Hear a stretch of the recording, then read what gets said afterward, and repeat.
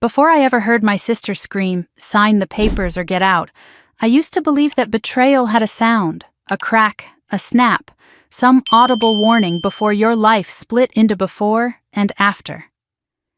But in reality, it was silent. It lived in the quiet pauses between familiar words, in the weight of a stare that lasted a second too long, in the way love could soften just enough to let envy slip through. The night everything changed. I stood inside the mansion I bought with the money I earned, staring at Ivy as she held out a stack of papers with trembling hands, not from fear, but from anticipation. She thought she finally had me cornered. She thought she had outplayed the sister who always forgave her, always rescued her, always made space for her even when she deserved none. But what Ivy didn't know was this: I had stopped being her safety net the moment she tried to tear apart the life I built. And by sunrise, she would understand exactly who she had provoked. It began 2 days before the ultimatum on a fog-draped Tuesday morning that smelled like eucalyptus and ocean wind drifting up the hill. I woke before dawn not because I couldn't sleep, but because I'd been sleeping lightly for months. Unease had a way of curling inside my ribs and tugging me awake just before my alarms did. I tried to shake it off the way I always did, stretch coffee, a quick scan of emails, but the feeling lingered like a whisper I couldn't quite catch. After showering, I wrapped myself in my robe and walked down the marble staircase, each step echoing through the house. My home, my sanctuary, my prize for 12 years of building a company from scratch. Some people bought jewelry or vacations when they made their first million. Me, I bought silence, space, a place where no one else's chaos could seep in, or so I thought. I was halfway through my latte when my phone vibrated on the counter with a name that made my stomach tighten. Mom. Calling at 6:30 in the morning was never a good sign. I answered reluctantly. Good morning. Her sigh was immediate, dramatic. Harper, thank God you're awake. Your sister needs you. Already exhausted, I closed my eyes. What happened now? She's distraught. She was up all night crying. She said you yelled at her yesterday. I didn't laugh, but I wanted to. I didn't yell. I asked where the missing funds were. Silence. The heavy, guilty kind. Mom lowered her voice. You know how sensitive she is. Sensitive. That word had covered every one of Ivy's disasters since childhood. Breaking Mom's heirloom vase. Sensitive. Running up a credit card bill during college. Sensitive. Stealing money from Dad's retirement fund. Sensitive. I pinched the bridge of my nose, trying to swallow my frustration. She took $5,000 from the company card. Mom, without asking. She needed help, Mom snapped, and she was too embarrassed to admit it. Do you want her to feel like a burden? She is a burden when she lies, I said quietly. Mom gasped softly as if I'd slapped her. You have always been so cold.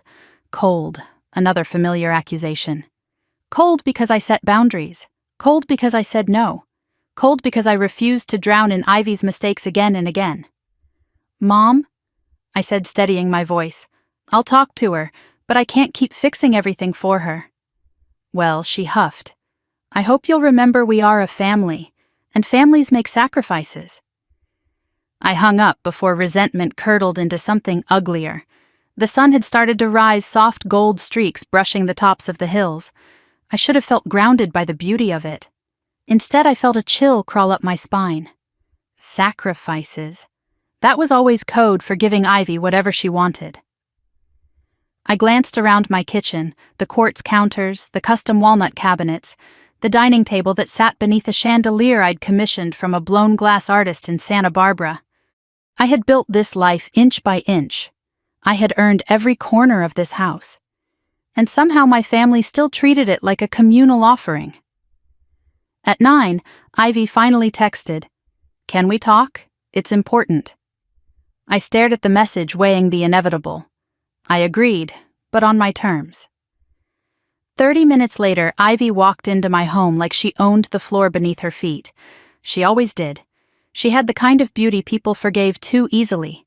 Big brown eyes, soft blonde waves, a trembling lip that made others rush to soothe her. But I knew the truth. That trembling lip could cut sharper than any knife.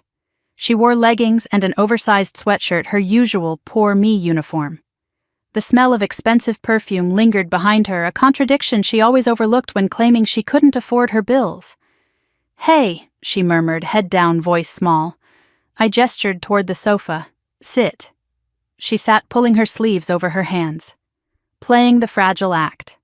Always the same. "I'm sorry about the money," she whispered. I sat across from her. "Ivy, this isn't the first time." She nodded quickly, eyes shining with tears she could summon like magic. I know, and I'm trying, really trying. But everything is falling apart.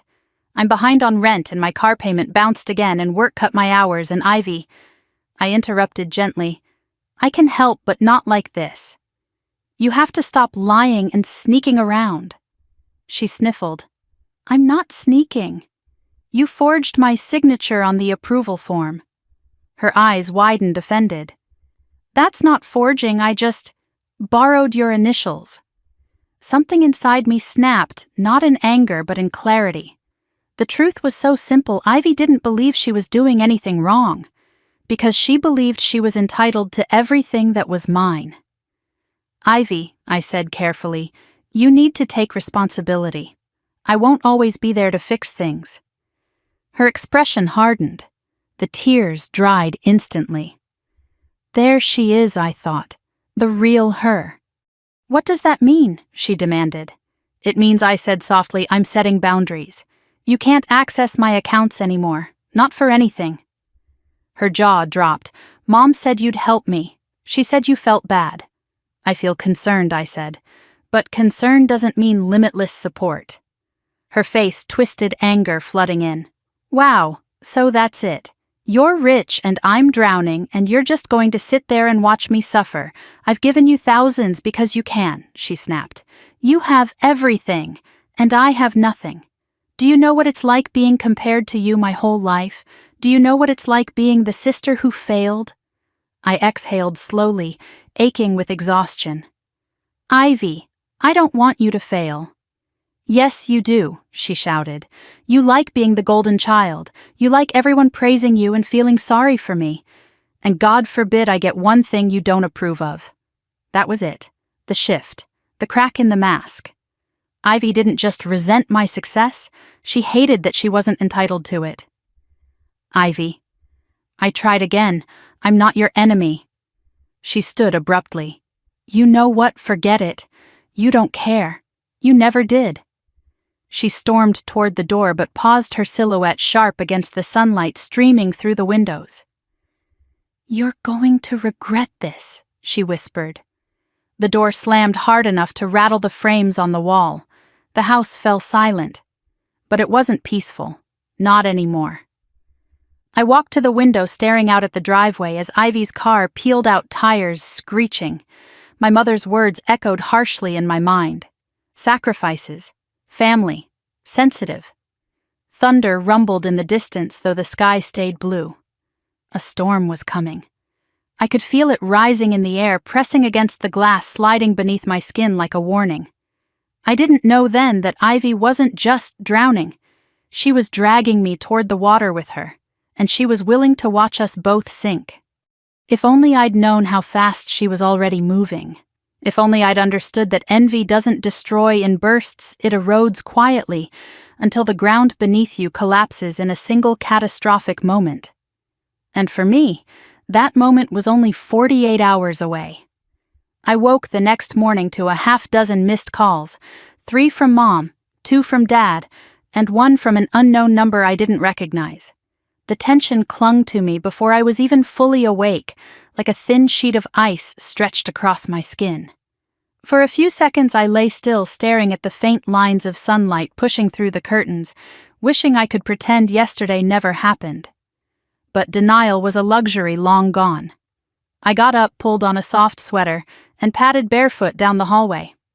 My mansion felt cavernous that morning, unusually hollow, the high ceilings and open rooms, echoing with something too brittle to name.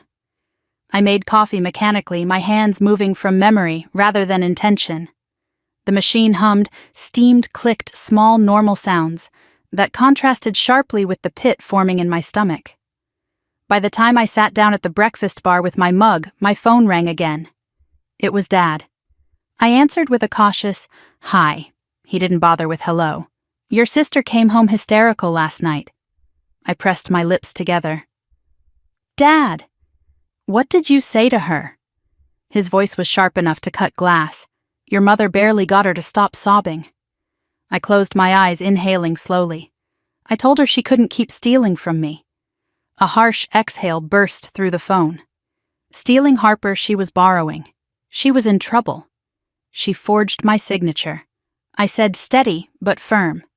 Multiple times. Long silence. I imagined the tight, angry line forming around Dad's jaw. "Your mother and I raised you to help family," he said. "Not to call your sister a thief." I rubbed my forehead. "I have helped her. For years. But this is different. You're the older one," he insisted. "You were supposed to protect her." The words landed like a slap, unexpected, insulting, and familiar in a way that made my throat tighten. Protect her, always her. Even when she was the one lighting the matches. "Dad," I whispered, "I'm not responsible for her choices." "Yes, you are," he snapped, "whether you like it or not." He hung up. I stared at the dark screen for a long, numb moment. My coffee had gone cold. Outside, the sun brightened the mist over the garden, but all the gold light in the world couldn't warm the heaviness sliding through me. My family didn't want a resolution. They wanted obedience, and I had stopped providing that. A knock at the door pulled me out of my spiraling thoughts. For one foolish second, I hoped it might be a delivery, a neighbor, anyone but who I knew was likely behind it. When I opened the door, my breath caught. Ivy stood on the porch, looking entirely different than the fragile girl who'd stormed out yesterday. She wore a fitted blazer, her makeup immaculate, her hair brushed into soft waves. A calm, practiced expression rested on her face, the kind she used when she wanted something badly. "Can we talk?" she asked. "Does Mom know you're here?" "Yes," she said quietly. "She drove me. Of course she did." I stepped aside reluctantly. "Come in." She walked in, her eyes scanning the house with a strange mix of nostalgia and calculation. I led her into the sitting room where sunlight poured in through the floor-to-ceiling windows. She didn't sit, not right away. Instead, she lingered near the grand piano, tracing a finger along the polished edge. "I used to imagine living somewhere like this," she murmured. "I always thought, maybe one day it could be mine too." A cold prickle slid up my spine. "What do you want, Ivy?" She smiled faintly, but it didn't reach her eyes. "We shouldn't fight." I waited.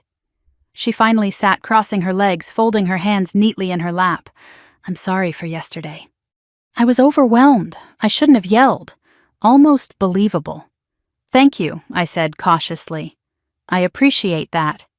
She nodded like she expected that response. "And I wanted to talk to you because, well, things are harder than I told you. A lot harder." My chest tightened. How bad? Bad enough that I might lose my apartment, and my car, and, she looked down, twisting her fingers, maybe even my job. I felt a wave of familiarity. Her scripts always began like this. "Ivy," I said softly, "why didn't you come to me sooner?" Her expression flickered just briefly with triumph before smoothing into vulnerability again. "Because I didn't want to be a burden." "You're not a burden," I began then. Quickly corrected myself. "You weren't supposed to be." She looked up sharply, but before she could respond, the doorbell chimed. I frowned. "Are you expecting someone?" She shook her head. I walked to the foyer, glancing through the frosted glass. My breath froze. 2 men in tailored suits stood on my porch, one holding a leather briefcase. I opened the door slowly. "Ms. Harper Whitlock," the shorter one asked. "Yes. We're here on behalf of your sister, Ms. Ivy Whitlock." Ice spread through my veins. For what, he held up a document thick enough to make my stomach twist. "A family asset restructuring proposal. We've been instructed to present the terms and request your immediate cooperation." My vision narrowed to a pinpoint. "What are you talking about?" "That's what I wanted to discuss. Ivy said from behind me, her voice suddenly firmer, more assured. I turned to her fully, slowly. You hired lawyers I needed to, she said, rising from the sofa. You left me no choice. The shorter attorney cleared his throat. Ms. Ivy Whitlock, as the next of kin, is requesting a redistribution of familial assets for equitable support and long-term financial stability. My pulse roared. Equitable support, I repeated, barely breathing. He nodded. We are petitioning to transfer ownership of the Beckford estate. He gestured around my foyer, as well as partial control of the Whitlock Design Company to Ms. Ivy Whitlock. My mind blanked. She's your sister, Ivy said softly, stepping closer. This is the least you can do. I stared at her, stunned, not by the words but by the pure confidence in them. Ivy! This is my home, my company. I built everything myself. You built it because Mom and Dad supported you, she shot back. You built it because I never stood in your way. She shook her head, eyes narrowing. You owe me. I recoiled. I owe you nothing. Her jaw tightened. If you won't help willingly, she said, then we'll do it legally. The attorney placed the documents on the entry table. We ask that you review these and sign within 48 hours. If not, we will proceed with filing. I stared at the papers, pages and pages of audacity, entitlement, vengeance. Please leave, I said quietly. The attorneys nodded, stepping out. Ivy lingered. Why are you doing this? I asked, voice shaking. She looked at me the way strangers look at each other on opposite sides of courtroom tables. Because I deserve something too, she whispered, and I'm done waiting for you to decide when I'm worthy. My mouth opened, but no words came. She walked to the door, pausing only once. You can be generous, Harper, she said, or you can be forced. Then she stepped outside and disappeared into her lawyer's car. The silence that followed wasn't empty. It was filled, stuffed with betrayal. With the echo of every moment I had ignored the truth. With the ghost of every boundary I'd never enforced. I picked up the papers with trembling fingers. They were detailed, comprehensive, carefully crafted. This wasn't desperation. This was premeditation. I sank onto the staircase, heart pounding, breath shallow. The chandelier above me swung slightly, catching the morning light like fractured glass. My sister, my own blood, had hired a legal team to dismantle my life. A war I never asked for had arrived at my door. And somewhere beneath the shock, beneath the hurt, beneath the disbelief, something else began to rise. A quiet, simmering resolve. Because Ivy thought she knew me. She thought I was still the sister who forgave everything, who softened at every sob, who handed over whatever she asked for. She thought she could take everything I built. But she had no idea what I was capable of when someone pushed too far. And she had just pushed farther than anyone ever had. The moment I woke up the next morning, there was a heaviness in the air, thick, unmoving, like the house itself was holding its breath, waiting for me to acknowledge what had happened. I lay there, staring at the ceiling, listening to the faint ticking of the hallway clock.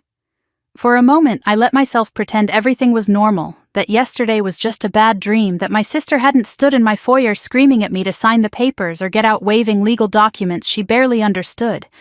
But reality didn't loosen its grip. It sat on my chest, pressing down until I finally exhaled and swung my legs to the floor. My phone buzzed before my feet even touched the rug. Dozens of messages, missed calls, voicemails. Most from my parents, a few from Ivy, and one from a number I recognized but wished I didn't. Martin, her attorney. I didn't open a single one.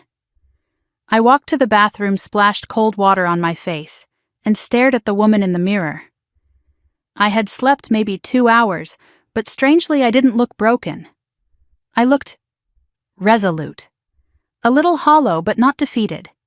Maybe that was the first sign that something inside me had shifted for good. I dressed in leggings and a soft gray sweater, tied my hair back, and went downstairs. The mansion was silent, sunlight dripping through the tall windows like warm syrup across the marble floor. Every inch of this house was something I had dreamed of and built myself, and now every inch was something my sister believed she could steal. As I passed the kitchen island, my phone buzzed again. This time a single message from a contact saved only as AM Alden call when ready. Everything is in place. I exhaled grateful for at least one person in my corner, but I couldn't call him yet. Not until I made sense of the storm my family had detonated in my living room. I made coffee hands, shaking just slightly, and took it out to the back balcony. The air was crisp. The garden crew hadn't arrived yet, so the lawn looked a little wild, a little unrestrained, which fit the mood perfectly. I sat and let the morning settle around me. It didn't take long before the memory of yesterday came back full force. My parents standing behind Ivy like guards flanking a queen. My mother's sharp tone, "You owe this to the family, Harper." My father adding, "Your sister is drowning. What kind of daughter refuses to help her own blood and Ivy?" Smirking. Holding the papers like she'd already won. Acting as if my success belonged to her by default, as if my work ethic was an inconvenience she had the right to profit from. Family drama wasn't new. I had lived through years of their small manipulations, their guilt trips, their favoritism. I had grown used to being the one who solved their problems, financial or otherwise. But what they did yesterday crossed a boundary so deep it had never even occurred to me that they would dare. They really believed they could corner me, force me, break me, and I played into it. I let them believe it. As I sipped my coffee, the sliding door creaked behind me. I turned sharply, but it was only Paige, my assistant, my anchor during the worst days, and the only person besides Alden who knew the entire truth. "You okay?" she asked, stepping out with a folder clutched to her chest. "No," I admitted, "but I'm functioning." "That's good enough." She pulled out a chair and sat beside me. "I brought the files you asked for." The forensic accountant finished the tracing report. "You need to see this." I wasn't ready, but I nodded anyway. She opened the folder, sliding a stack of documents toward me. "These are the withdrawals Ivy made from your accounts using the old card you loaned her months ago. The one she claimed she never used anymore." My chest tightened. I braced myself. Numbers stared back at me, each one a betrayal I should have seen coming. $2,400 at a luxury boutique. $9,100 transferred to an account I didn't recognize. $1,800 at a spa I had never stepped foot in. And then the larger amounts, withdrawals in the tens of thousands. My vision blurred for a moment. "This can't be right," I whispered. "It's all verified," Paige said softly. "Harper." She drained nearly $60,000 over the last 8 weeks. I closed my eyes. My grip on the mug tightened. "And these," she said, sliding another page forward, "are the debts she accumulated using your name. Loan applications, credit requests. All rejected, but each one shows she attempted to use your SSN."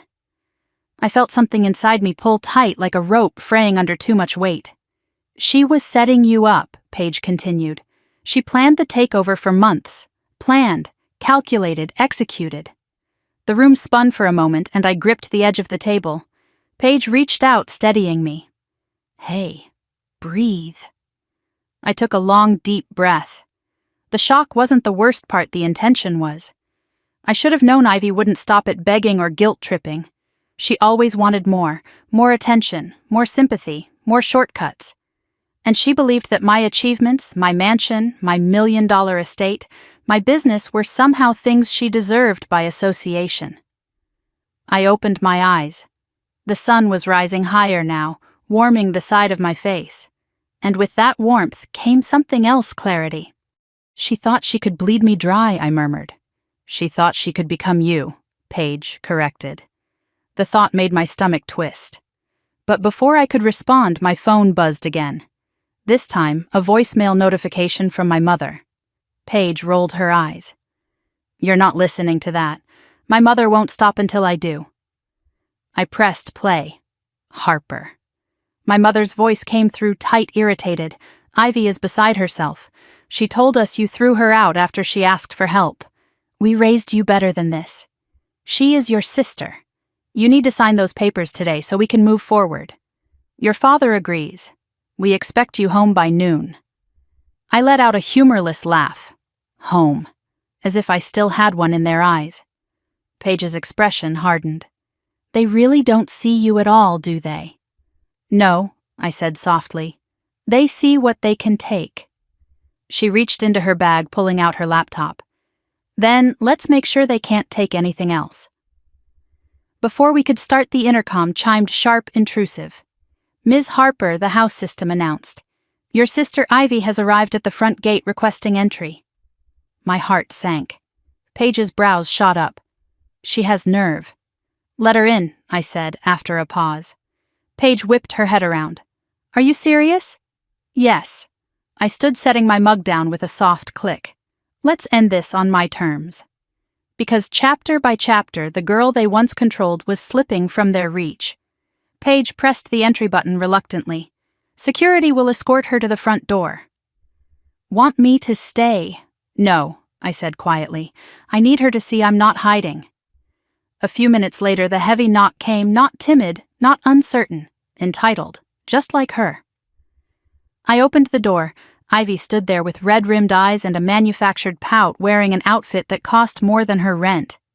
Her hair was perfectly curled, makeup flawless, like she had prepared for a performance. Finally, she snapped, pushing past me into the foyer. We need to talk. No, I corrected, closing the door behind her. You need to explain. She froze mid-stride, turning slowly. Explain what the money you stole, the accounts you opened, the loans you tried to take using my name. I folded my arms. And the stunt you pulled yesterday. Her eyes widened for a moment before she caught herself and lifted her chin. I was desperate, she said. And you have plenty. Mom says, this isn't about Mom, I cut in sharply. This is about you. You crossed a legal boundary, Ivy. Multiple boundaries. Legal, her voice cracked. You're going to turn this into a legal thing. Between sisters you did, I said. She scoffed, threw her hands up dramatically. Oh, please, Harper, stop pretending you're some victim. You have a mansion. You have a trust fund. You could change my life with the stroke of a pen, and you don't because you like watching me struggle. I stared at her, stunned. That's what you think I asked. That I like watching you suffer. You do nothing to help me. I've helped you every year of your life, I said softly. And you've never noticed. Or cared. She blinked, thrown off anger, faltering. I needed more this time. And you thought the solution was stealing my identity, draining my accounts, forcing me to sign over everything I built myself. Her face twisted. You owe us. You owe the family. You think your success makes you better than us. You think you earned any of this. The words hit me like a slap, because for years that was the wound she kept stabbing. I stepped closer until we were nearly eye to eye. Yes, I said quietly. I earned every single part of my life, every dollar, every inch of this home, every accomplishment. And the fact that you can't stand that truth is not my burden. She flinched. For the first time, her facade cracked. Please, she whispered. You can still sign the papers. Mom said I'm not signing anything, I interrupted. Her eyes widened in panic. But you did, she blurted. Yesterday, I watched you sign. Ah. There it was, the trap fully sprung, my voice softened, steady. What I signed yesterday was meaningless. Every asset is protected by the Blackwell Family Trust. You were never going to get anything. The blood drained from her face. What, you heard me. She stepped back, hand trembling. You tricked me. I protected myself, I said. From you. Her breathing shortened, panic growing. Mom said the papers would hold. Martin said you trusted the wrong people, I whispered. Again. She staggered toward the door, her world unraveling. You can't do this, she gasped. You can't get away with this. I already did, I replied gently. She covered her mouth, shaking. Then she whispered the words that revealed everything I thought taking the house would finally make me someone. My heart ached, not for her choices, but for the girl she had become. You were someone, I said quietly. But you lost yourself chasing what wasn't yours. She looked up at me, lost, angry, desperate. Mom and Dad are going to hate you, she spat. They already do, I said softly. But at least now I don't hate myself. She stared at me, disbelieving, then turned and fled the house, sobbing. I watched her go, my heart heavy but steady. This wasn't victory. It was awakening. I closed the door, leaned back against it, and exhaled. For the first time in years, the house felt like mine again. And so did my life. The call from my father came just after sunset, right when the sky turned the color of bruised lavender. I saw his name flash across the screen, sharp and accusing, like even my phone understood this wasn't a man calling to check on his daughter. This was a summons, a reprimand wrapped in parental entitlement. I didn't answer.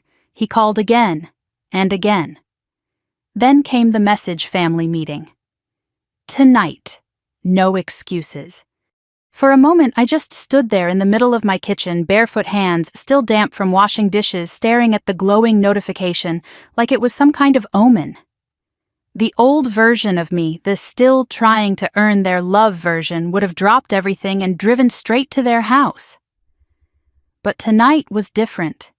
Tonight I felt a quiet steadiness humming under my ribs. They no longer had the power to summon me. But I knew I had to face them. Avoiding the inevitable wouldn't undo the damage. And part of reclaiming myself meant staring the truth in the face, even when the truth came dressed as my mother's anger and my father's disappointment. I grabbed my keys and drove. Their house was only 20 minutes away, but the entire drive felt like wading through memory. Every street corner held a remnant of my childhood, a reminder of the girl who tried so hard to be seen by people who refused to look at her without comparing her to Ivy. But those memories felt distant now, like scenes from a movie I had once acted in, but no longer remembered the lines to. When I pulled into the driveway, both of them were already waiting behind the front window, two silhouettes against warm light, stiff as sentries. As I walked up the steps, the door swung open before I even reached it. My mother didn't greet me. She didn't ask how I was. She stepped back just enough to let me in, her lips thin, her eyes sharp. "Sit," she ordered, pointing to the living room couch as if I were a disobedient teenager. My father sat in his recliner, elbows on his knees, mouth drawn into a grim line. These were familiar positions: mother, the prosecutor; father, the judge. I sat. My mother started first. She always did. "What did you say to your sister?" she demanded, crossing her arms. She came home hysterical. Completely hysterical. My father added, "You frightened her, Harper. That's not acceptable." I stared at them for a long moment before responding. "What she did to me is what's unacceptable." My mother scoffed. "Oh, please, don't dramatize. She made a mistake. She committed fraud," I corrected quietly. "Multiple counts. She's family," my father snapped. "Family makes mistakes. Family forgives. Family doesn't steal," I said, my voice low but steady. "Family doesn't drain your accounts or forge your name on loan applications. Family doesn't force you into signing away everything you've worked for." My mother's expression twisted into something between annoyance and disdain. "Here we go. The martyr act." I blinked at her. "Martyr act?" "Yes," she said, leaning forward. "You always make yourself the victim. Everything is always so hard for poor Harper. Look at you. A mansion, a company, a car that costs more than most people make in a year. And still you act like you're suffering." Something hot flashed under my skin. "I didn't get any of that from you," I said. "I earned all of it." My father bristled. "You're ungrateful." "No," I said softly. "I'm tired." That made them pause. But only for a moment. My mother waved her hand dismissively. "Your sister needs help. She's drowning in debt. She is one crisis away from losing everything." "She wouldn't be drowning if she stopped burning every bridge she crosses," I replied. My father's jaw tightened. "You're older. You're successful. It's your responsibility to support her." There it was. The script they had been reciting my entire life. I stood, slowly feeling the weight of years settle into clarity. No, I said. My responsibility is to myself, to protect what I built, and to protect myself from people who exploit me. My mother stood as well. So you're just going to abandon her, your own sister? She abandoned me first, I said, a long time ago. They didn't want to hear that. They didn't want to hear anything that didn't paint Ivy as the fragile baby bird who needed constant care. My father exhaled harshly. Look, we've talked it over, and the best solution is simple. You sign the papers Ivy gave you. The house should go to the family, not just you. I stared at him, unblinking. The house belongs to me. I paid for it. He shook his head. You wouldn't have been able to afford it without our support growing up. I studied him, searching his face for anything resembling understanding, but there was nothing. Only expectation. Harper, my mother said, softening her voice with a practiced gentleness she used, when she wanted to manipulate me, you don't want to tear this family apart. Just sign the agreement. Keep the peace. I smiled then, not out of amusement but out of recognition. This was the moment, the exact point in the path where versions of myself used to split, the obedient daughter who would fold, or the woman I had finally become. I already did sign the papers, I said calmly. My mother's eyes lit up. Good, then Ivy will finally wait. Her smile faltered.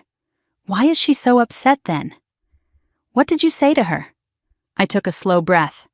The papers she forced me to sign are worthless. My father scowled. Worthless. The trust holds everything I said. The house, the investments, the estate. None of it belongs to me personally. I can't legally transfer what I don't own. The silence that followed was loud enough to shake the walls. My mother's lips parted. You put everything in a trust 2 years ago. Why, she whispered. Because of moments exactly like this, I replied. My father rose abruptly, face reddening. You tricked us. No, I said. I protected myself. You tried to manipulate me into giving up everything I spent a decade building. I did what I needed to do. My mother stepped forward. You selfish girl. You always think you're better than us. Always hiding things. Always keeping secrets. You taught me to keep secrets, I said. You taught me that my successes made you uncomfortable. That I should dim myself so Ivy could shine. That's not true, she snapped. It is, I whispered. And you know it. My father jabbed a finger toward me. You will fix this. You will give your sister something. No, I said firmly. She gets nothing from me now. Not money, not access, not trust. My mother's voice turned sharp. Then you are no longer welcome here. I breathed in slowly, letting the words settle, letting them lose their sting. Because for the first time in my life, I didn't feel gutted by their rejection. I felt free. I think I said gently, I've never been welcome here as myself, only as who you wanted me to be. My father glared. My mother shook her head, pacing. You're making a huge mistake, she said. We won't stand with you on this. We'll support Ivy. I nodded. You always have. My mother stared at me, then something shifting behind her eyes, not regret but surprise, as if she didn't recognize the woman standing in front of her. Harper? When did you become so cold? I smiled faintly. When I stopped letting you warm yourselves with my fire. She inhaled sharply. I stepped back toward the door. I'm not cutting ties, I said quietly, but I am drawing lines, boundaries, ones you cannot cross anymore. My father scoffed. You think you can just walk away? I'm not walking away, I said. I'm walking toward something better. Neither of them followed me to the door. Neither tried to stop me.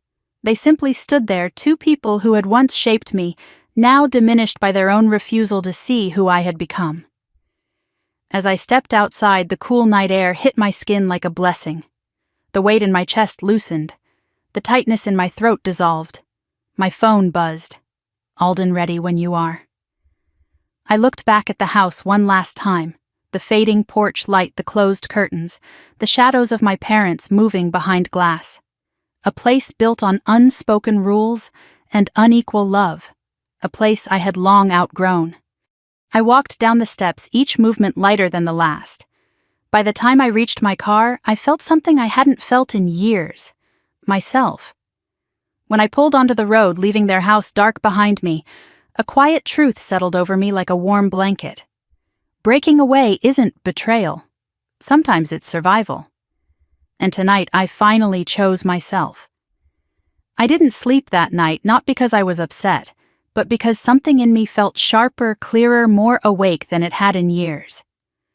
I walked through the halls of my home long after midnight barefoot, the silence pressing gently around me like a reassurance. Every lamp I passed cast a warm circle of light, and each one reminded me of something simple yet revolutionary. This was my space, my sanctuary. And for the first time, I didn't feel guilty for owning it. The next morning, I woke early. I hadn't meant to, but the sun found me anyway, slipping between the curtains and brushing across my face. I stretched, exhaled, and sat up.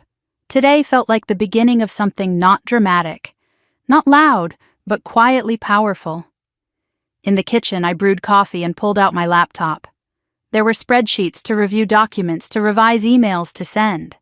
For weeks, I had been just functional enough to maintain my business while navigating Ivy's chaos and my parents' demands. But today, I felt my professional rhythm returning.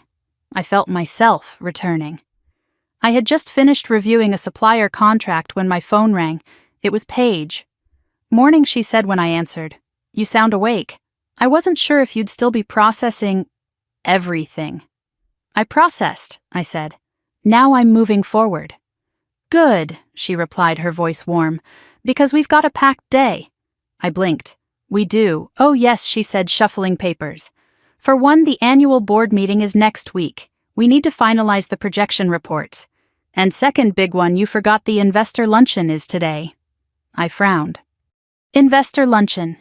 Yes," she said slowly. "The one you rescheduled twice. The one where you present the expansion plans." "Oh," I breathed. "Right. That." "You ready?" she asked. I paused, looking around my home, the tall windows, the light pouring in, the quiet strength humming through every room. "Yes," I said. "I think I am." An hour later, I stood in my closet, pulling out a soft beige blouse and tailored slate slacks. I fastened a delicate gold necklace, swept my hair into a clean, low bun, and looked at myself in the mirror. The woman staring back didn't look like someone who had been emotionally ambushed by her own family. She looked composed, capable, someone who built something out of nothing and refused to apologize for it. The drive downtown was smooth traffic light, the city alive with early energy. When I pulled into the private parking lot of the event venue, a sleek high-rise with glass walls and warm wood accents, I felt a small flicker of nerves. Not because of the investors, but because today symbolized stepping back into my power. Inside the conference room, everything was pristine and professional: white linens, crystal glasses, folders arranged neatly in front of each chair. It smelled faintly of citrus and wood polish. A woman from the event staff greeted me and led me to the front, where the head investor, a man named Grant Williamson, was reviewing notes. He looked up when I approached. "Ms. Harper Dawson," he said with an appreciative nod. "Good to see you." "Likewise," I answered warmly. "I read the preliminary projections," he said, tapping the file. "If your final plan looks half as strong as these numbers, I'd say you're positioned beautifully for expansion." "Thank you," I said simply, but inside a small spark of pride burned bright. As the rest of the team assembled, I took my seat and opened my folder. The meeting flowed smoothly: charts, financial breakdowns, potential site locations, risk assessments. I spoke with clarity, answering questions with precision. The more I spoke, the more grounded I felt. This was my world, my strength. My identity, not the daughter expected to carry her family's burdens, not the sister coerced into sacrifice, but the woman who built her own empire brick by brick. Midway through the Q&A session, Grant leaned forward. "Harper, can I ask you something?" "Of course. Your company has grown consistently for years," he said. "But these last 6 months, something shifted. You've been bolder, more decisive, Like you're playing offense instead of defense. What changed? What changed Ivy? My parents, the papers, the betrayal, the trust. The moment I signed a document designed to destroy me and felt nothing but a strange, icy calm. The moment I realized I didn't need to beg anyone to love me. But I couldn't say that.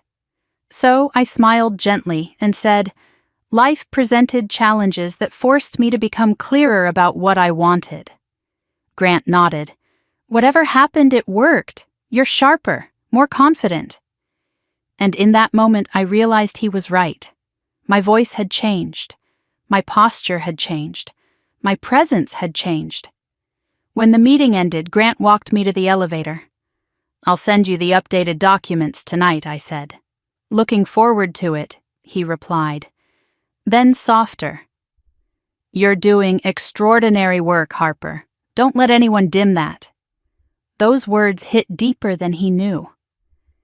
When the elevator doors closed, the reflection staring back at me was one of a woman reclaiming her life piece by piece. Back at my car, I let out a breath I didn't realize I'd been holding. Today had gone well, very well. It was the first day in weeks that felt purely mine, but the universe wasn't about to let me leave the moment untouched. As I unlocked my car, a familiar voice echoed from behind me.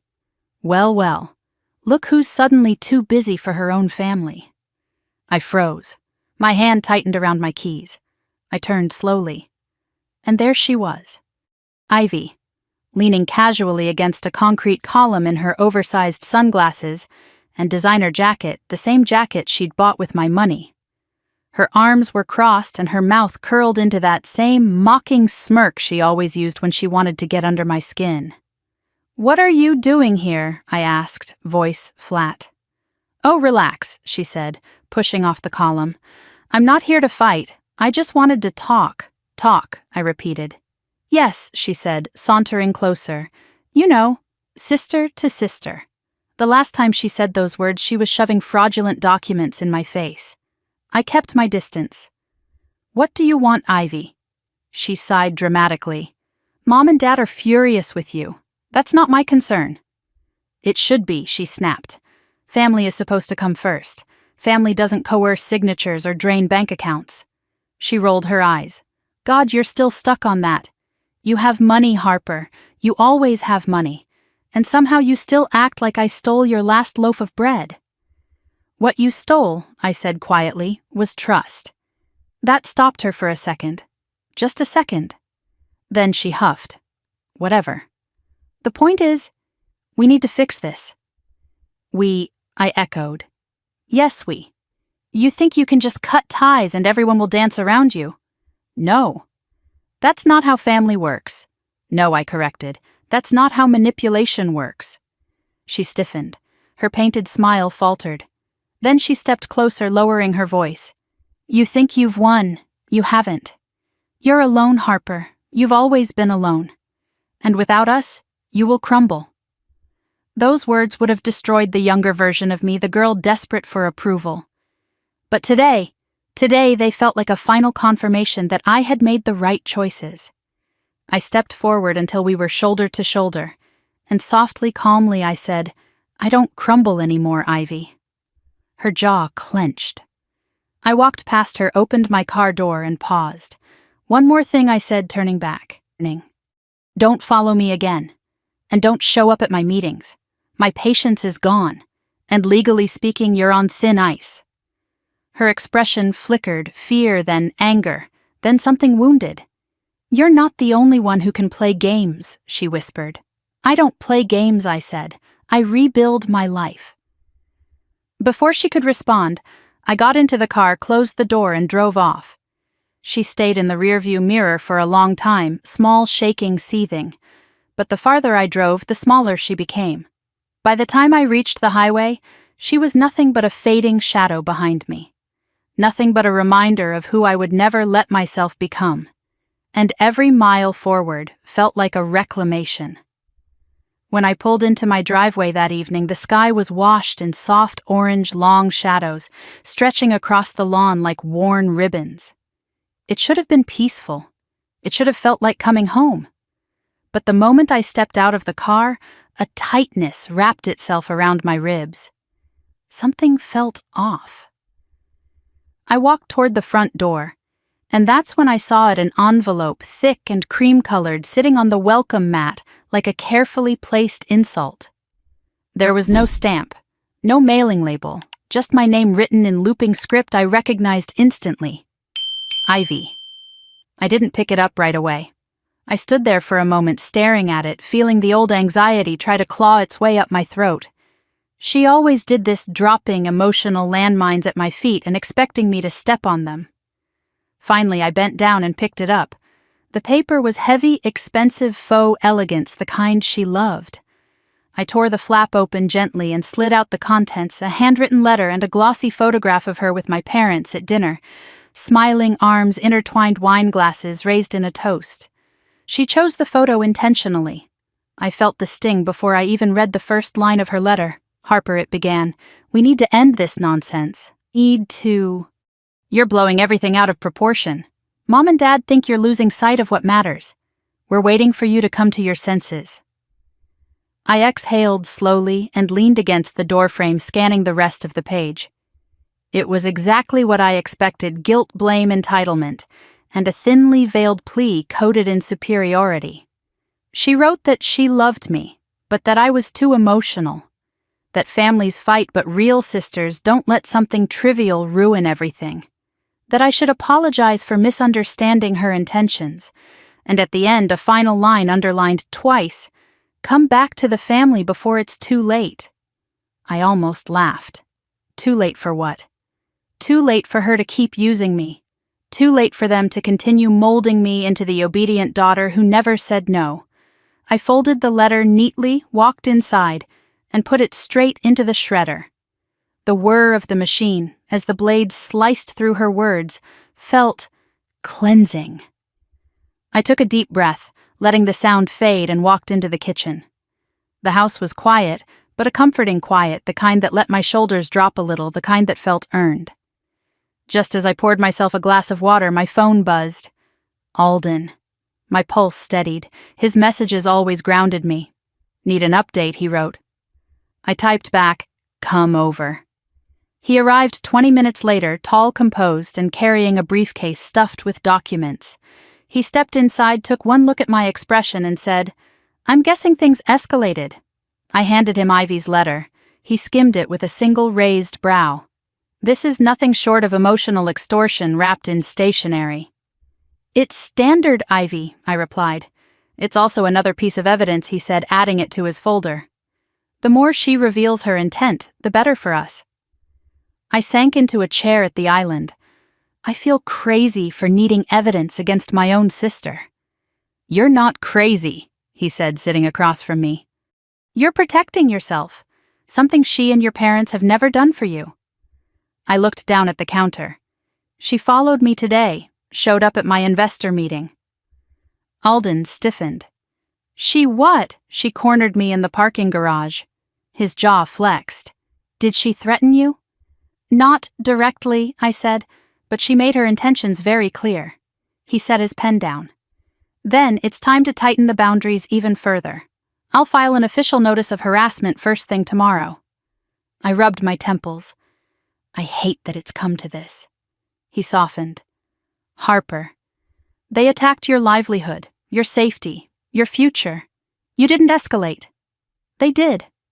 I nodded slowly, letting his words ground me. We reviewed more documents, account summaries, trust protections, legal strategies, until the shadows outside deepened and the room filled with the golden hush of evening. Eventually, I walked him to the door. As he stepped outside, he paused. "You're doing better than you think," he said quietly. I swallowed. "It doesn't feel like it." "It will," he said, "especially when the consequences begin to settle where they belong." When he left, I stood at the doorway a moment longer, letting the night breeze wash over me. For a brief second I felt steady again, but that didn't last. Half an hour later, as I was closing the curtains in the living room, I saw movement at the edge of my property. A figure, standing under the street lamp, still as stone. My stomach dropped. I stepped closer to the window, careful not to be seen. The figure moved into the light. My father. He wasn't walking toward the house. He wasn't knocking. He was just staring up at it, at me. An icy shiver crawled up my spine. I opened the door a crack. "Dad," he didn't flinch. He didn't blink. He simply said, "We raised you better than this."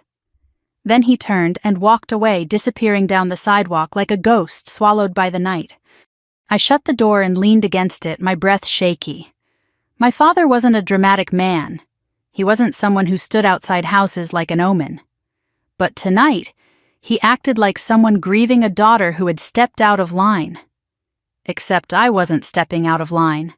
I was stepping out of a cage. I spent the rest of the evening pacing through my home. The encounter had rattled me more than I wanted to admit. Ivy's letter was predictable. My mother's scolding message didn't surprise me. But my father, showing up silently in the dark, that was new. And it felt like a warning. Before going to bed, I double-checked the locks. Then I installed the updated security protocol Alden had sent me: new access codes, restricted entry zones, motion camera activation. By the time I finally lay down, exhaustion had wrapped itself around me like a heavy quilt. But sleep didn't come. Because something deep inside me whispered that the storm wasn't over. It was just gathering force, and it hit the next morning. At 7:12 a.m., I woke to pounding on my front door. Not knocking, pounding. I jolted upright, adrenaline rushing through my veins. When I opened the door, 3 uniformed officers stood on my porch. "Ms. Harper Dawson," one asked. "Yes," I said, heart hammering. "Is something wrong?" "You've been reported for property theft," the officer said, "by your sister, Ivy Dawson. She claims you unlawfully removed items belonging to her from this property during an altercation." My jaw dropped. "What? That's not. This is my home." "Yes, ma'am," he said, professionally. "But we're required to follow up on all reports." "She's lying," I said, my voice tightening. "We're beginning to suspect that," the officer replied calmly. "But we still need to verify your statement and see inside." I stepped aside. "Come in." The officers walked through the entryway, glancing around. There was nothing out of place, nothing belonging to Ivy, nothing that supported her claim. After a short inspection, the lead officer returned to me. "Thank you for cooperating. We'll document this as a false report. Do you want to file a counterclaim?" I hesitated, because filing a counterclaim against my own sister felt like crossing a line I couldn't uncross. But then I remembered Ivy's letter, her ambush at my meeting, her following me, my father standing like a sentinel in the dark. And I remembered the trust I had spent years building, brick by brick, being threatened by their greed and arrogance. "Yes," I said finally, "I want to file." The officer nodded and scribbled it down. "We'll process it immediately." When the officers left, I sat on the staircase, my hands trembling just slightly.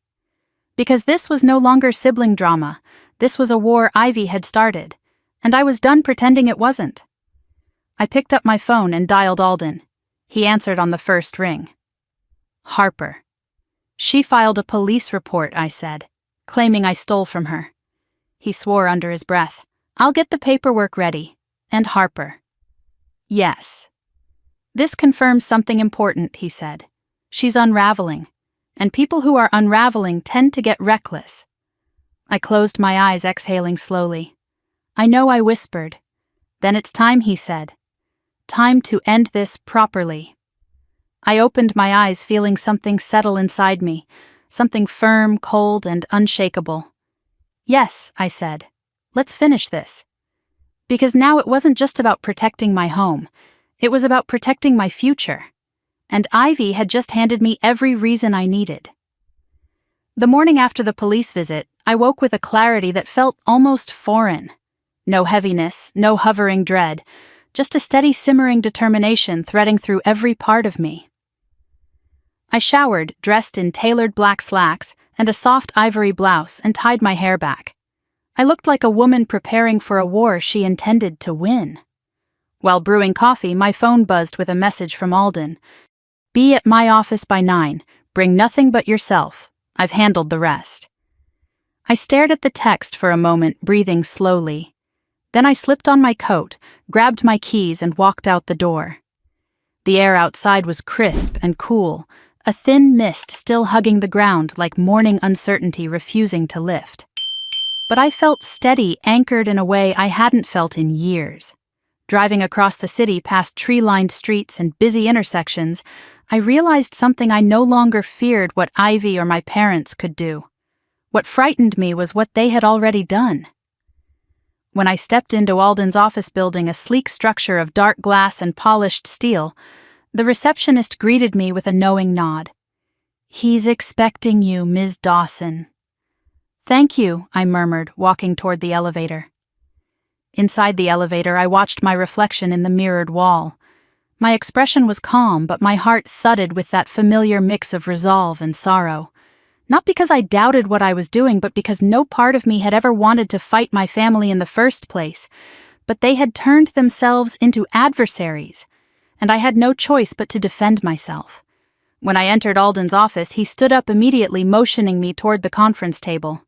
"We have a lot to review," he said, "and even more to plan." "What happened?" I asked, taking a seat. He slid a thick file across the table toward me. "Your sister wasn't satisfied with filing a false police report. She attempted to access your business accounts last night." My pulse kicked.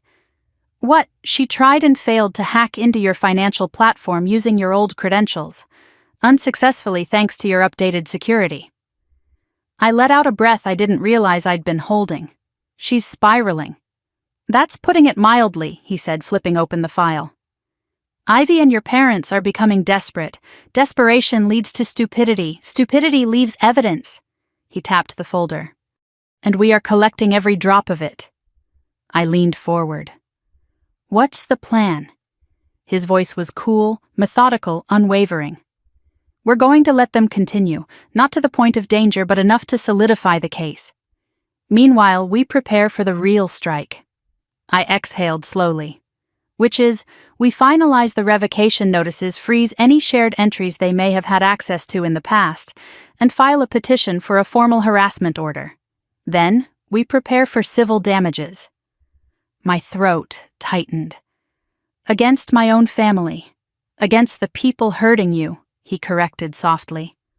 "Blood doesn't excuse abuse, and it certainly doesn't entitle them to your livelihood." He wasn't wrong. Still, my stomach twisted at the thought of seeing Ivy's face in court, her indignation, her feigned innocence, my parents' simmering disappointment. "You're hesitating," he observed gently. "I'm thinking," I said. "Just thinking." He folded his hands. "Harper, I need you to understand something. What you're doing isn't vindictive, it's protective. These people, your sister included, feel entitled to your success. They will keep taking until you stop them." I nodded slowly. "I know. They've proven that." He softened. "And you're doing the right thing, even if it doesn't feel like it yet." Before I could respond, Alden's assistant knocked lightly and stepped inside. "Mr. Hale," she said, "we have a situation." He stiffened. "What kind of situation?" She held up a tablet. "You should see this." He took it from her, his eyebrows knitting together the moment he hit play.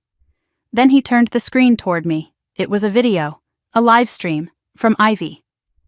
She was sitting in her car, false tears streaking her cheeks, mascara smudged dramatically. Her voice trembled with practiced fragility. "My sister," she said, sniffing loudly, "has abandoned our family. She's turned her back on us. She told the police lies about me. She's letting her lawyer destroy us. I've tried everything to reach her, but she refuses to listen. Please, please pray for my family during this difficult time." My jaw tightened. She was playing the victim. To her followers, to the community, to anyone willing to believe her. And the comments, good Lord, the comments were pouring in below the video. "No sister should act like that. Harper sounds selfish. Stay strong, Ivy. This is heartbreaking."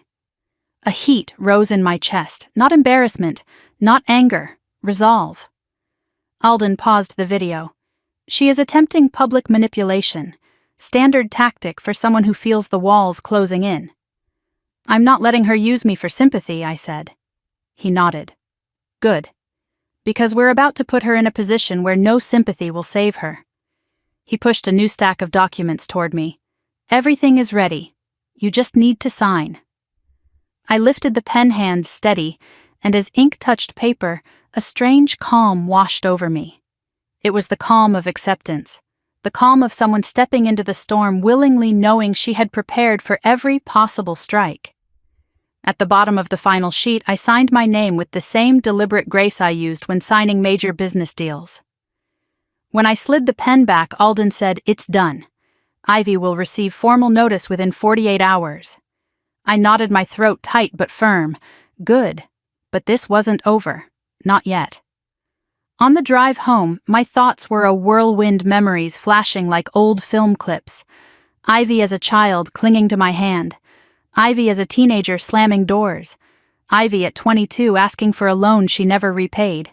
Ivy at 28 crying about her breakup while I canceled meetings to comfort her. And Ivy yesterday shoving fraudulent documents in my face telling me to sign or get out. It wasn't just betrayal. It was the culmination of years of silent entitlement finally taking shape. When I arrived home, I walked straight to my office, opened my laptop, and began pulling up every account, every asset, every protection I had meticulously chained together over the years. I reviewed the trust structure again, reading every clause, every safeguard. Not because I doubted Alden's work, but because seeing it with my own eyes made me feel anchored. As I scrolled, something caught my attention. A notification on my home security system. Motion detected West Side Gate. I froze. I clicked the surveillance feed. And there she was. Ivy, standing at the gate. Not crying, not hysterical. Cold, still, waiting. Her eyes lifted directly toward the camera. And when she realized I was watching, she smiled a slow, unsettling smile. Then she turned and walked away. Not running, not sneaking, walking, as if she wanted me to know she could show up whenever she wished. A thin thread of unease wound its way through my spine. I locked the gate remotely and activated the enhanced perimeter sensors. For a moment, I stood in the center of my office, heart pounding. Not out of fear, but out of the sheer oddity of it all. Showing up silently in the dark was something my father would do. Smiling at my security cameras. That was Ivy. But something told me she wasn't just spiraling anymore. She was planning. And that meant I had to be sharper than ever. That night, I sat on the edge of my bed staring out at the backyard illuminated softly by landscape lights. Everything looked peaceful. Still. But I knew better than to believe peace meant safety. The truth was simple. A person who feels entitled will always escalate when faced with consequences. Ivy was escalating, but so was I. I wasn't afraid. I wasn't wavering. I wasn't the girl who used to bend until she broke. I lay back against my pillows, pulled the comforter up, and whispered into the quiet room, "Let's finish this." Because now it was my turn to choose the battlefield. I woke before dawn to the shrill chime of my phone vibrating on the nightstand. For a moment I didn't move. I lay there in the dark, the soft gray light creeping across the ceiling, trying to convince myself this was just a normal morning. But nothing about my life had been normal for weeks. The phone buzzed again, and I finally reached for it. Paige. My stomach tightened. She never called this early. I answered. "What's wrong?" Her voice came out fast, almost breathless. "Harper, don't panic, okay? But you need to see this." She texted me a link before I could ask. I sat up, turned on the lamp, and opened it. A video. Another video. This time, not Ivy crying in her car. This one was filmed inside my old neighborhood community center, the place where my parents volunteered for fundraising events. There were folding chairs set up in a circle, a handful of people murmuring quietly, and in the middle of the frame, my mother, and Ivy, and my father, all looking very solemn. A banner behind them read, "Family Support Forum, Healing Through Truth." My mother stepped to the microphone, her expression painted with a mixture of sorrow and dignified suffering. Thank you all for coming, she began. We're here today because our family is going through something very painful. Our eldest daughter, Harper, is in crisis.